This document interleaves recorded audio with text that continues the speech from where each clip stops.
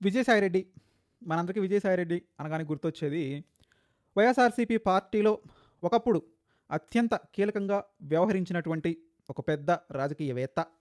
ఢిల్లీ స్థాయిలో యంత్రాంగాన్ని, మంత్రాంగాన్ని నడిపించినటువంటి రాజకీయ ధురంధరుడు. జగన్‌కి అతి దగ్గరగా ఉన్నటువంటి కోర్ టీమ్‌లో కోర్ పిల్లర్. జగన్ ఏవన్నైతే ఏటుగా పిలిపించుకోబడుతున్నటువంటి అతి ముఖ్యమైన వేత్త, రాజకీయ నేత విజయసాయిరెడ్డి.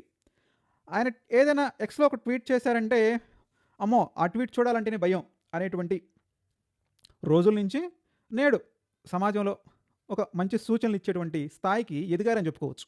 ఒకరోజు విజయసాయిరెడ్డి ట్వీట్లు చూడాలంటే అందులో ఎన్ని పచ్చిబూతులు ఉంటాయో, చంద్రబాబు నాయుడిని, లోకేష్‌ని ఇలా కూడా తిట్టొచ్చా?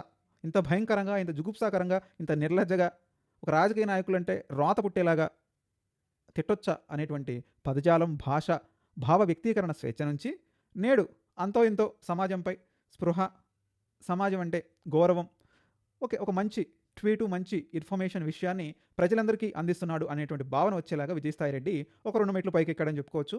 సో తొందరలోనే ఆయన సోషల్ మీడియా డిజిటల్ ఛానల్ని, అదేవిధంగా కుదిరితే ఒక కొత్త పార్టీని కూడా ప్రారంభించి స్థాపించేటువంటి అవకాశాలు తొందరలో ఉన్నాయని ఆయనే పత్రికాముఖంగా చెప్పారు. అది ఎంతవరకు సాధ్యపడుతుందో కాలం సమాధానం చెప్పాలి.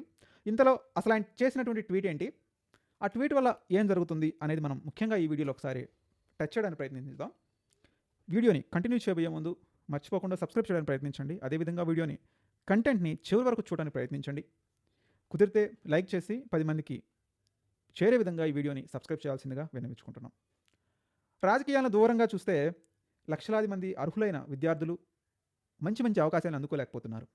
మరీ ముఖ్యంగా వారి యొక్క ఆర్థిక స్థితిగతులు కావచ్చు, వాళ్ళ యొక్క సామాజిక పరిస్థితులు కావచ్చు, ఇవన్నీ కూడా చాలా బ్యాక్‌లాగ్స్‌గా తయారవుతున్నాయి.